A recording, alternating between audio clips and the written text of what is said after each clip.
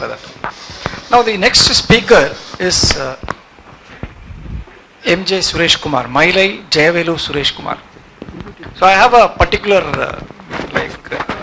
some sort of I relate myself more to Mailai because I was also from Mylapore. I was born and brought up in Mylapore, and there is also a saying in Tamil, joyful Singapore, colorful Mylapore, in way back in 1980s. I mean, the life in Mylapore is entirely different. Of course, now I don't live there. I lived for about 28 years in Mylapore. Then, of course, I went to the suburbs. So, he has Mailai to his name. So, you can imagine his forefathers would have been from that place. So, that's a kind of thing. One interesting thing with MJS is that he's my colleague, first of all, in TVS Logistics. And when we talk about knowledge sharing, it so happened that we have been together for more than 5 years. Somewhere on December 25th or 24th, actually I was just sitting in his cabin and we were just talking about our school days and college days. So I was just telling him, I was telling my story about how I went to BITS Pilani, then down when I was in PU, what I did in Vivekananda. So he also said, come on, I also did in engineering college, I am also from Vivekananda College. Then I asked him which year. It so happened we are in the same batch. And the only thing was he had Tamil as a second language, I had Sanskrit as my second language. So both of us had the same professors, everything was the same. So there was some bit of knowledge sharing which went, and after about 5 years we realized that we were from the same batch, we were from the same college, and of course we diversified ourselves. I went into BITS Pilani, I went into MRF Tires, and he went into Ashok Leyland and things like that. So TVS Logistics brought us back together. So here is one man, he's supposed to be one of the experts in aftermarket warehouse in India. If at all there is a rating of aftermarket warehouse specialist, he could be second to none. I mean, that's the kind of knowledge he carries, and he's actually a mechanical engineer with specialization in automobile engineering and operations research. He's also trained by University of Automotive Management, Michigan, US. He had worked with auto majors like Honda, General Motors, Nissan, MAN, Ashok Leyland, Hindustan Motors, and Royal Enfield Asia. So one good thing with him was, just before I handled knowledge management, at some point of time he was also handling knowledge management, and he was able to put in a lot of things into the system when I took over. And he's too good in his work, and today he's going to talk to us on co-creation and how it really helped in his sphere of work, and how it really took off, and today that if we are really talking about co-creation in TVS Logistics, how it really happened and things like that. Over to MJS.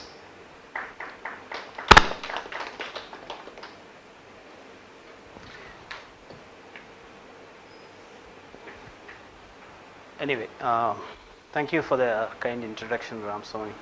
I don't know whether I deserve that or not. Anyway, this Mylapore Jayavelu is, even I am sometimes amazed as to how I derived that name, but I really don't know. I went back to my father to check at what point of time we lived in Mylapore. He said,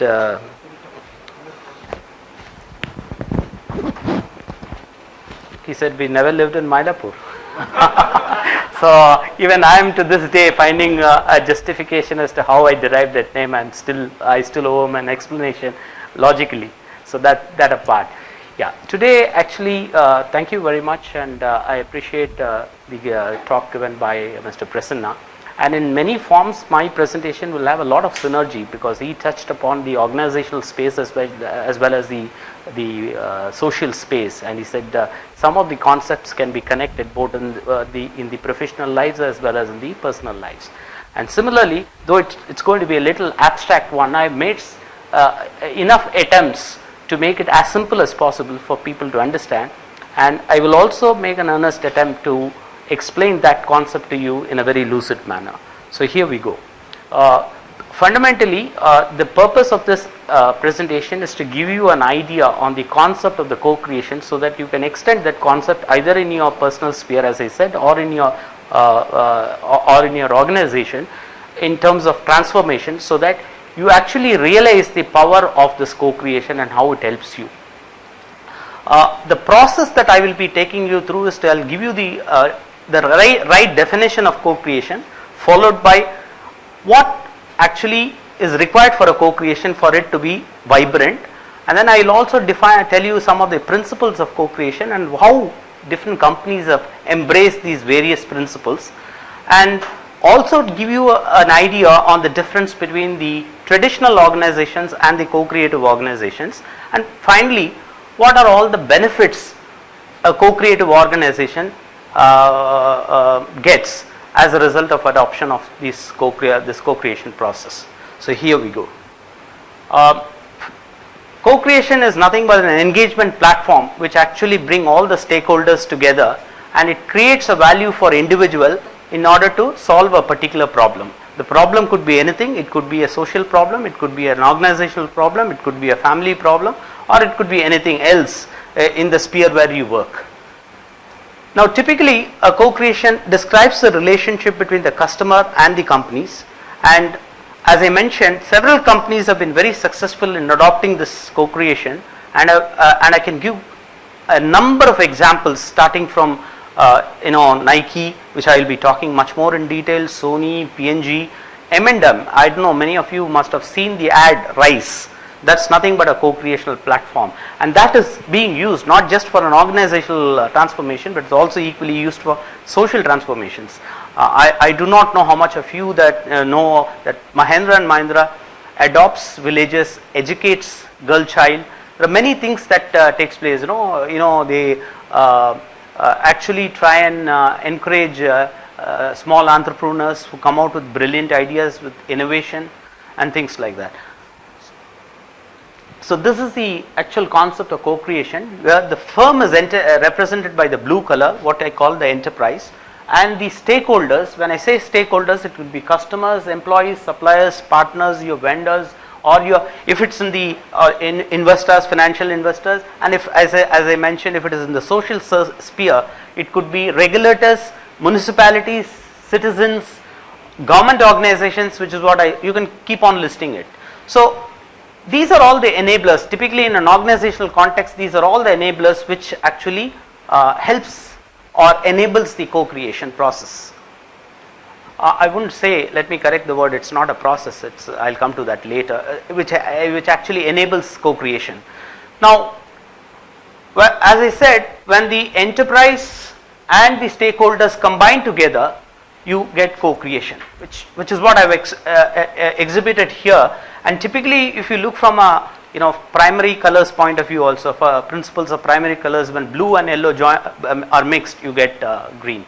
So that's just a representation to have a logical relevance. So having made you know what the definition of co-creation is, now let me explain what a platform is. I said co-creation is an engagement platform. Now what is a platform? It's nothing but a purposefully designed environment to bring the stakeholders together to get into a conversation, and also make each of the stakeholders voices heard, which means you're making them participative, giving them importance, so that in the process of this transformation, each one carries the credit. In fact, that's a fundamental difference between a co-creation and a collaboration, which I'll be talking a little later. Now, having said what a platform is, now let me give you an example of a platform. So this is actually a platform of Nike Plus. What Nike Plus does is trying to get connected with the customers in order to capture their running experience of the customers which use its product. So having said what a co-creation and a platform is, and given you an example, now let me give you a question pose this question to the audience. What is Nike in your opinion? Is it a product or is it a service? How about you? Sure. So this is where I wanted to give you an idea of what a platform is. Actually here the shoe is a product and Nike is a platform. Like I said, right, Mahindra is a product, it's a brand representing a set of products. Rise is a platform, and Rise also has this brand Mahindra. That's the difference. And similarly, I chose Nike because it's a very simple example, So this is where I come from, to understand what co-creation. That's why I said it's slightly a different concept. And incidentally, this concept is not, it's my own concept, is actually conceived by C.K. Prahalad. and we happen to be part of the leadership program registered at the Ross School of Business, and I happen to be exposed to this concept by the person who wrote the book along with Mr. C.K. Prahalad, and I actually demonstrated this through an action learning program in my own sphere of work to the person who wrote the book, and it was well acknowledged by him. In fact, so much so it was well acknowledged, and the team which I represented stood first in that. So that's the incident part of it. Now, as I said, Nike is a platform. That is why I represented the blue color represents Nike and the yellow color represents the consumers or the users of Nike shoe, and shoe is a product. Now, what makes a platform? Having mentioned what a platform is, what actually makes a platform? Actually, it provides a framework or a structure so that people can come onto it and try and contribute to that in that platform and be more informative. They can throw up information, discuss, and participate. When they discuss, they are more engaged in that, and they can have the pleasure of being participative so that they can get involved in bringing out a solution. And in the process, when the transformation happens, they also they can take some credit out of that. Instead of in a collaborative process, only specific people takes the credit. Now, as I mentioned, both the engagement and the platform together evolves a co-creation. The engagement is the platform is the environment, the engagement is the interaction, and together when it is combined, co-creation is evolved. Now, what are the four? I'm going to talk about in detail the 4 principles of co-creation. Actually, there are 4 principles of co-creation, starting from the person. Firstly, the stakeholder should see a value in it. That's the first principle. The second principle would be the focus must be on the experience. That's what I said. There is a difference between a product, because co-creation is not about the product or the service. Co-creation is all about experience, capturing your experiences, and which is what he touched upon in his talk, in his presentation as well, in some parts of his presentation. And thirdly, to have the co-creation effective, you need to have platform. I'll also describe a little more elaborately about these platforms as we go along. And lastly, the stakeholders must be able to interact each other. Only when they interact each other, if one person talks and the other person doesn't participate, then that's not co-creation. That's why I say that the 4th principle becomes interaction directly, so that each one understands the other. Now let's look at little more deeper. Let's take a deep dive to figure out what is the meaning of this first principle of co-creation, which means the stakeholders will have to see a value for themselves. See, if they don't see a value from for themselves, then they will not participate wholeheartedly, because it's very natural. No, if you want, if someone asks you something and if you were to respond to that, first thing you ask a question: what is in it for me? So they must see a value here also. Now I will take an example of a French post office and try and explain how they adopted this co-creation and went in for a massive transformation and what sort of results they got it. La Poste is actually a French post office which was engaged in the business of mail service. Now, with the advent of internet, the mail service business started tapering. So they had a challenge. So what was the challenge is, they were losing business, they had to sustain it, and they had to protect the employee's job. So what they did was, they wanted to expand. So they were thought that the right method to go in, the expansion, right method of avenue in expansion would be, one is the packaging services and the banking services. So what happened was, when they were toying with this idea, they had a lot of obstacles. One of the obstacles was because the postal department was going through a sort of very bad phase. The employee morale was very low. There was a dispute between the union leaders and the staff, and therefore they had very unmotivated staff. The customers who would come to the post office for mail services would have to wait for a longer time, and therefore this irritated the customer, and the customer satisfaction went down and they were unhappy. And then the managers at the senior level, they were actually frustrated because they were sandwiched between the top management and the union leaders, the union staff, who were not actually cooperating with them. So So what did they do? Firstly, they set up a goal, as any organization would do it. They set up a very high level of service goals. Then what they did was they called the stakeholders. The stakeholders were the tellers, the employees, the customers, and then they brought to a platform and started discussing. When they started discussing, what happened was they made the tellers talk to the customers so that they got feedback from the customers as to how they could achieve the objective of the higher service goals. So what happened in this process, they were able to get the buy-in of the tellers. So the tellers started participating, customers started interacting, so there was a buy-in, and therefore what happened, the result was they went in for some transformations in terms of changing the layout, reorganizing the structure of the organizational structure, and finally what happened, the waiting time reduced by 50%, customer satisfaction went up significantly because everyone were engaged, people were able to work with each other, the customers were not delayed, and services were effective, so the customer satisfaction went up. And tellers, above all, because the employee morale was there, because there was engagement, the tellers and the managers were able to work with each other, and ultimately the organizational objective of this packaging services as well as the mail services, as well as, even though the mail services have taken a beating, but then the banking services, not branding, it's actually banking services, that's a mistake, had grown very significantly in spite of the fact they were going through a recession. So that has been the achievement of adoption of this first principle by La Poste, which is a post office service in France. And what is the key? The key is all the stakeholders thought that the transformation would produce some value. So they had that belief. So that's the key here.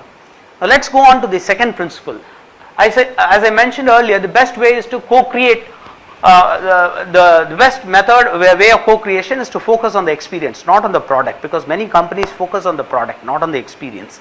If you focus on the experience, you will be able to attack the emotional, because what they say in business, there are two sides to the business. One is the rational side, one is the human side.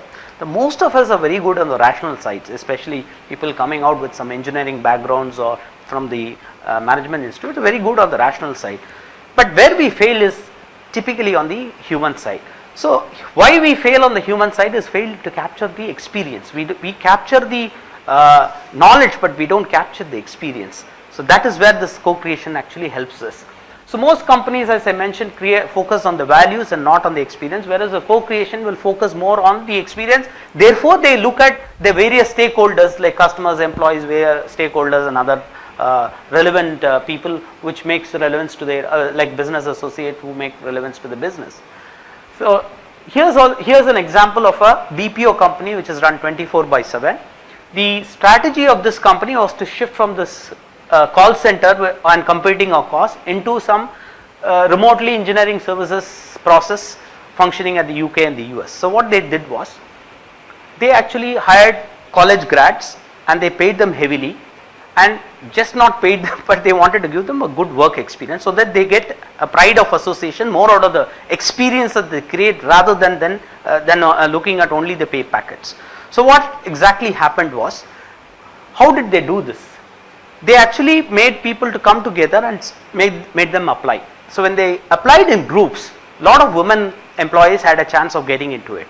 Now typically individual women applying, would getting into a BPO company, which I said 24/7 would mean necessarily they'll have to work in the night shift. And what would that mean? Typically women felt that working in the night shift means that there is a threat for them to get attacked or robbed. So many would refrain from joining that company. Whereas what happened in this process, they also, another factor was that the company gave in addition to making them apply in groups, they gave them flexibility in terms of working hours. Now what actually this meant was, somebody when not able to come can adjust, which means they will have a roster type of a system, so that there was continuity and absenteeism rates were dropping down. So this process actually helped them to not only improve the productivity. Actually there's a figure which was taken out of research out of this particular company. It went up by 10%. And then usually the problem arises not only in BPO, even in manufacturing, when there is a night shift, the attrition will be very high. Here the attrition became zero because they went in for this co-creation process. So this is on the example of adoption of second principle. The third principle is to interact directly with one another. Here, see, many of the companies, especially in India, follow the hierarchy system, which means somebody takes order, gets the job done down the line.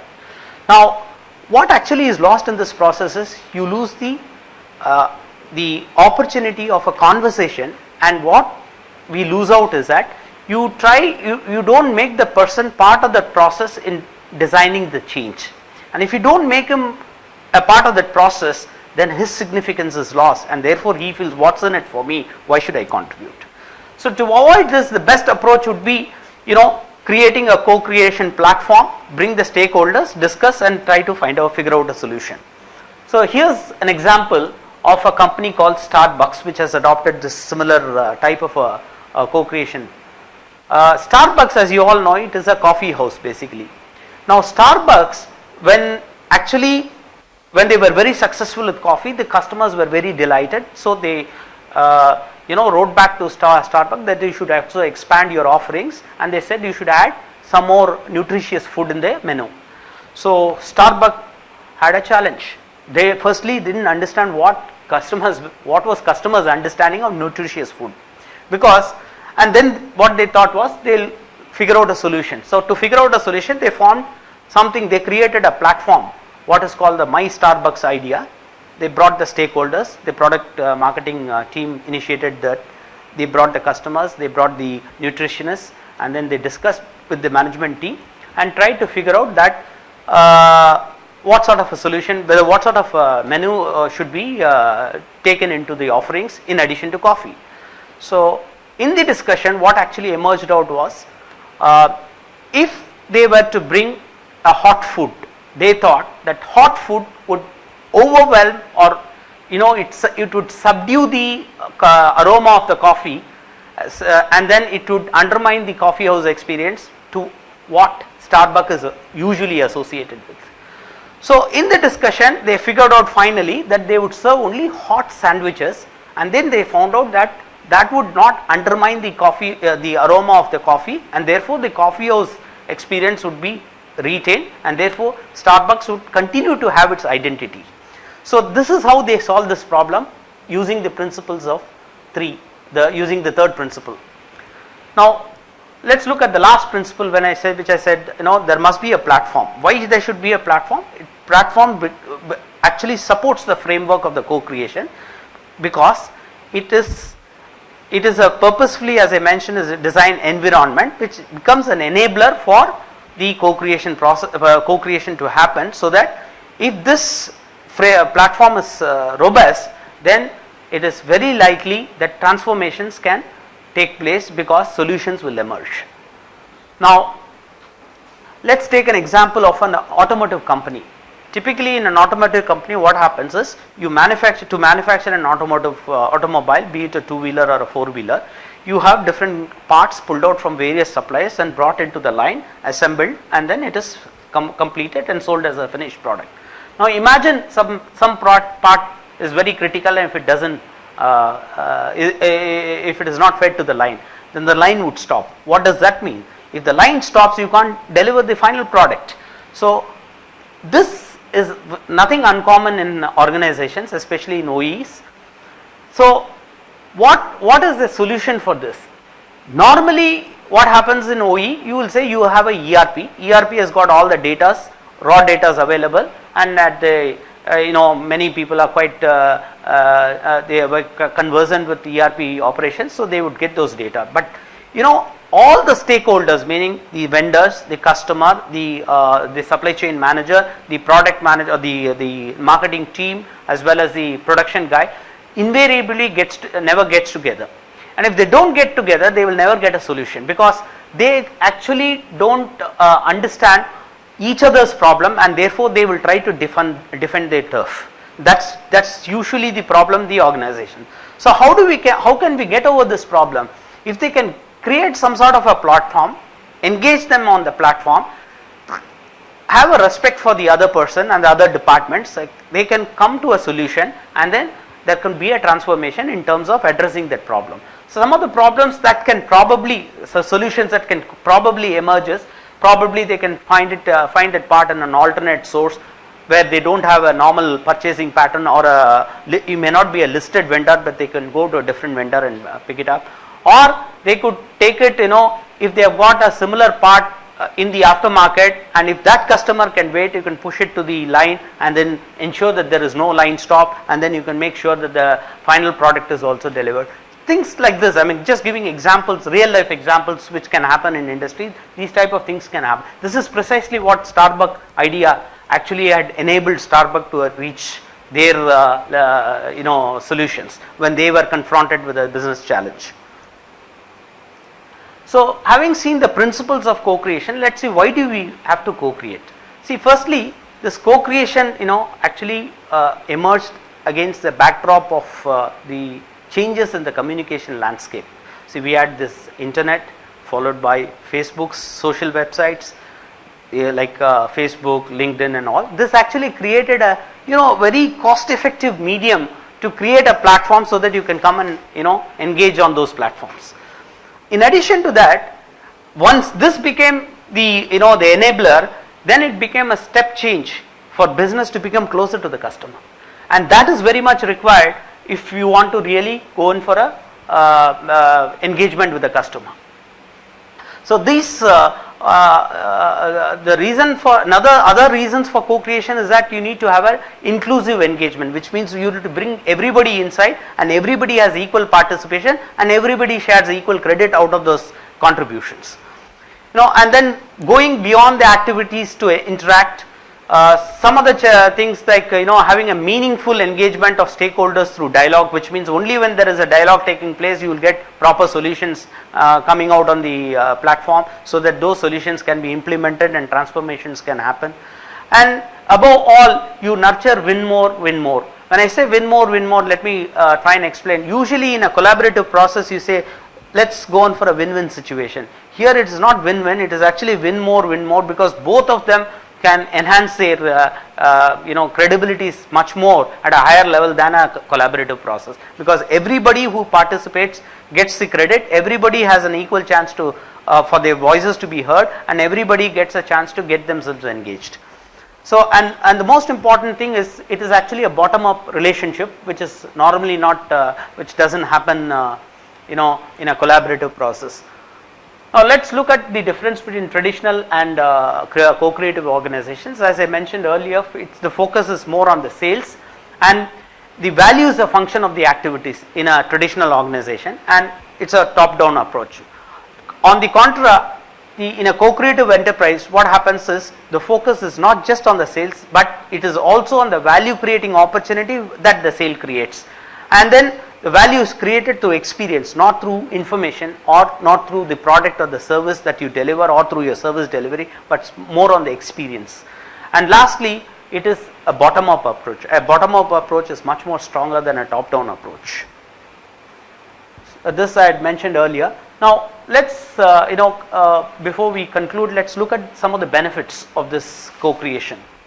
And later I will take a specific company case and see how they adopted and what are the benefits that they reached and what significant impact it had on its balance sheet. Now some of the benefits is you increase your productivity, because when everybody comes together, there's no mail exchanges taking place, there is nothing like defending the turf, you can resolve problems directly, quickly, so there's a better productivity. And because of better productivity, there will be growth, and you have also a chance for better creativity, because many people come and engage and they may be domain expertise, they can look at problems in different perspective and come out with some innovative ideas. These that will lead to creativity, and because you are meeting all in one go, there's a direct impact on the cost of people. People's engagement is also cost in organizations, be it even in the social circle or in the organizational sphere.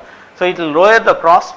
And I mentioned and I gave you an example of a 24/7 company, BPO, how it was able to reduce the attrition, and it also creates a new source of revenue and gives stakeholders a bigger say, and above all, the revenues goes up, more revenue, more profits, because productivity also goes up. And co-creation, and one most important thing, as I said, it actually changes your culture, because your thinking changes, because your thinking changes, your behavior changes, and therefore the cultural change takes place. So here's an example of Nike Plus, which has created an engagement platform which I showed you earlier, primarily to connect with their customers and capture their experiences. So what Nike actually did, Nike collaborate or co-created with Apple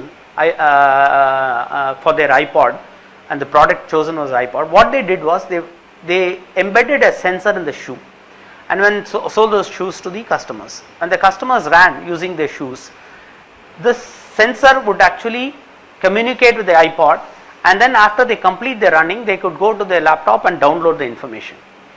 When they download the information, they could see information like how much distance they clocked, what time they took, how much of calories they burnt. All this information they could gather it.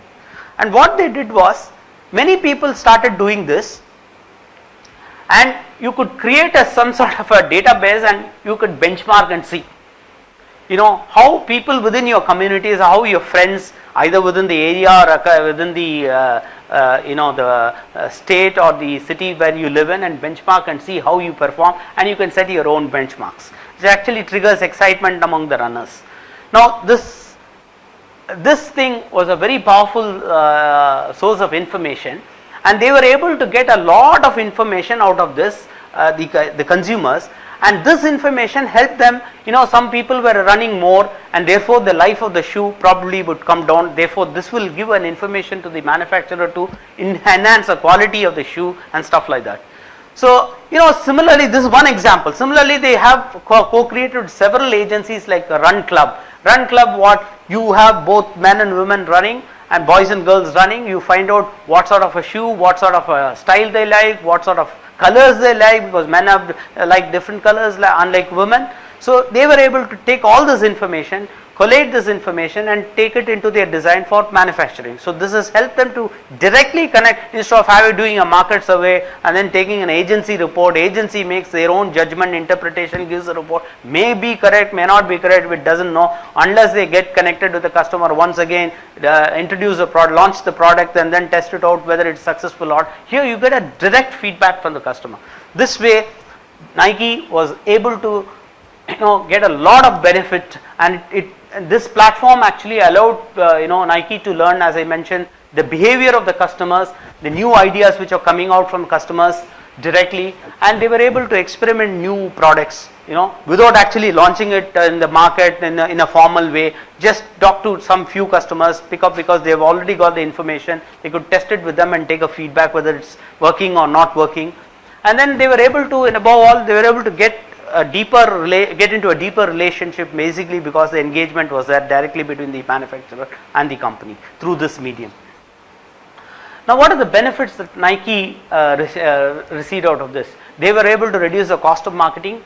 The risk of, as I said, when they want to launch a product, what will happen if it doesn't click in the market? So the entire investment cost, the design cost, everything goes down the rate, which they were able to avoid, and above all, mitigating the risk of capital investments, because when you want to go in for a design and then you want to do a pilot and a commercial launch, you have to go in for a capital. All these things can be avoided, because you don't think in terms of large volume, you're taking out very small numbers. You can pilot it easily, directly take a feedback, and then go for a commercial production.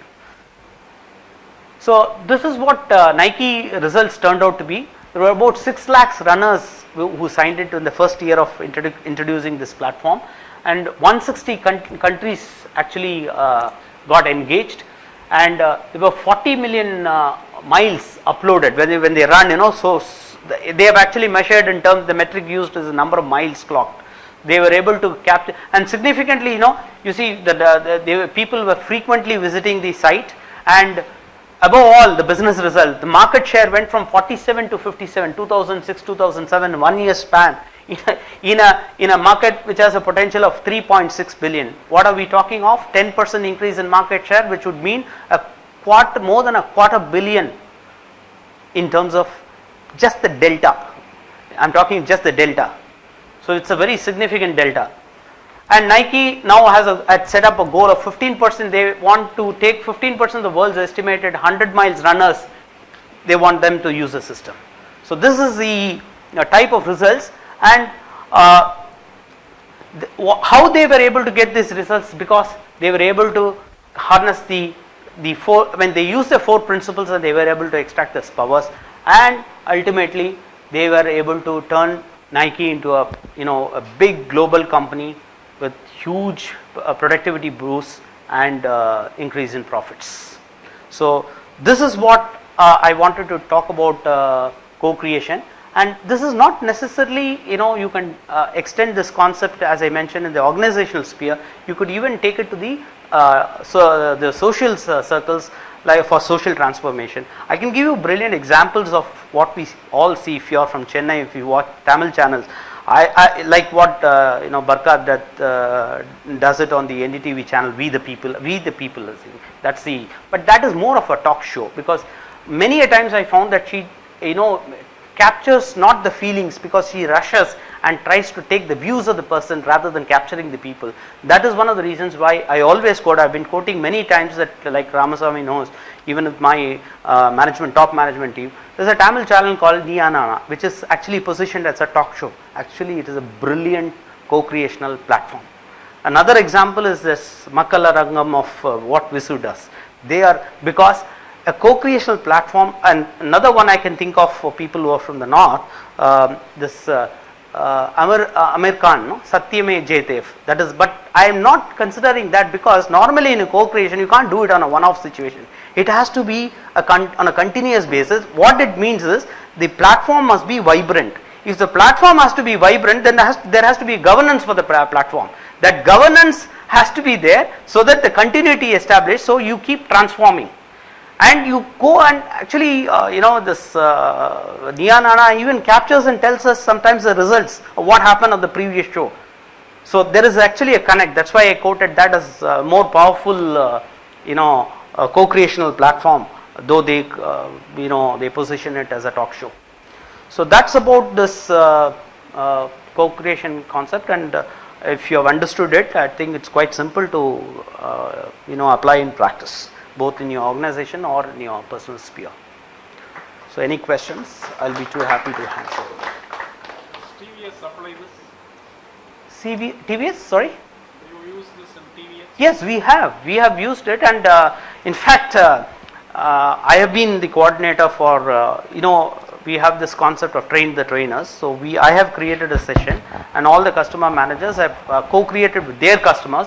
And we have got a case in hand where in Ford we have done a process and we have won a contract for an encirclement project.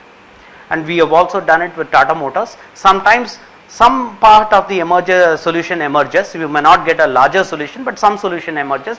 But as I said, this is co-creation is not just one-off situation. It has to be vibrant, and there must be a governance. So we have created different teams in different parts of the regions of the company, so that these customer managers can spearhead this. Thank you very much, sir, for the wonderful presentation. Actually, we all know about co-creation, but those principles are really wonderful insights into how we can really be part of the co-creation. The question I have here is, when you create co-creation platform, there are at least two parties involved in this, right? Minimum. So do you advise that we need to have somebody who would just focus on connecting those two parties, or they will happen automatically? So what is your experience in that? No, it's not just two parties. In the sense, when I say two parties, one I put the firm or the organization, and the other the stakeholders. It can be, if you have a problem with only your customers where a vendor is not involved in it, then vendor need not be called. But if you think of customer as a problem, and if that customer has got some issue with his customer in the trade channel, then you have to bring everybody onto the platform, not just two parties. For example, let me say, I am delivering a car to the dealer. I am the OE, the manufacturer of the car. I give it to the dealer, in turn gives it to the end customer. So if there is a problem, then all three should join together. If this is the problem with the end customer. If it's a problem only with the dealer, then the two parties can come together. So it largely depends upon what is the type of problem that you are trying to solve and get a solution emerged. Excuse me, sir. Sir, I had a doubt. As you said, this co-creation can be used almost everywhere in every sphere of our life as well. So, if I could relate it to our college right now, we have many committees and teams working to various reasons. And invariably it happens that, like you mentioned, defend our own turf. So for co-creation to happen, there has to be, suppose I have a platform, there has to be some kind of trust established. How do you go about building that trust so that constructive interaction is taking place between the two teams and they co-create? So how do you build the trust in TVS or in the examples that you have quoted? How did they go about it? Yeah, firstly you said you are different committees. I don't know how you meet this. If you are doing it through an email medium, that is also a medium. If you find that that medium is not very effective, that means that platform is not effective. So therefore you need to have a platform. A platform can be created if you, I don't know, you're from Chennai IIT? Yeah, okay. If you have, you can come off-site. You could probably go choose the IIT club, go off-site, create that as a platform, and then all of you, the stakeholders, meet. When I say not justly committee members, you should take the relevant stakeholders, discuss that problem threadbare, then solutions will emerge on that platform. Sometimes there is a possibility that we may not get all solutions to your problem, you may get a part of the solution. That's what I said, there has to be, you can't have in one sitting. So you need to continue with the sitting. So you can space it on a weekly basis or on a monthly basis, but then you have to do it on a sustainable basis. So you will get solutions emerged on the platform. And you were talking about the trust. Now how does the trust happen? Unless each one of you understand each other, bring out you have a respect for the other person also gets a reciprocal respect from you, then the trust builds over time. Trust doesn't build overnight. I have a question. Sure. The first step to co-creation is, as you said, like making the stakeholders see the value in the whole process. So is there any, like say, predefined process that we have? Because I would say making the stakeholders see the value in the whole process is the, like say, the most important and the most difficult step to co-creation probably. So is there any predefined process that we can follow or something like that?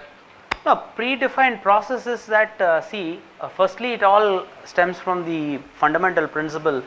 If he was mentioning a thing, there's a committee and they try to defend. If I go to the committee, let's say he says, can you please come over to this particular place, and they being a student, they'll have to spend money from their pocket and then go. So the first question he will ask is, what's in it for me?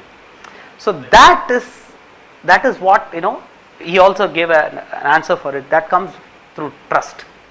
If it happens one time and if there is a demonstration of what you say, then the trust builds. If there is no demonstration, then the trust deficit expands. So therefore, once a trust is built, I think this process, this by itself will become an automatic process.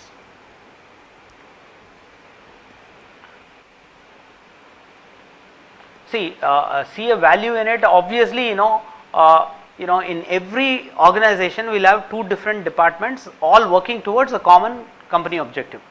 But each one will look from their perspective, and there will be a conflict. At some point of time there will be a conflict, because each one will try to first defend their turf rather than looking at other stuff. But there is always an organizational, this is what, if you read the book called The Goal, where Goldratt says, that's called he defines that as a manager's cloud. So you have to break that cloud. You have to break that cloud in any process. Okay.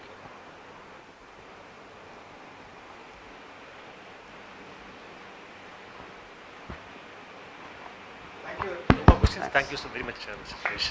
Please give a big hand to Mr. Renu. Now request Sukumar to hand over memento to Suresh.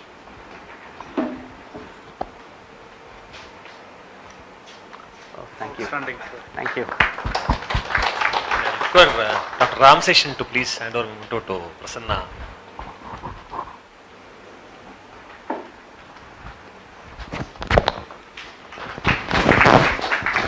It's a coincidence this Prasanna spoke about Dance of Indra and he's getting a related book. It's a Devi Bhagavatam retold by Ramesh Menon. It's a good book actually.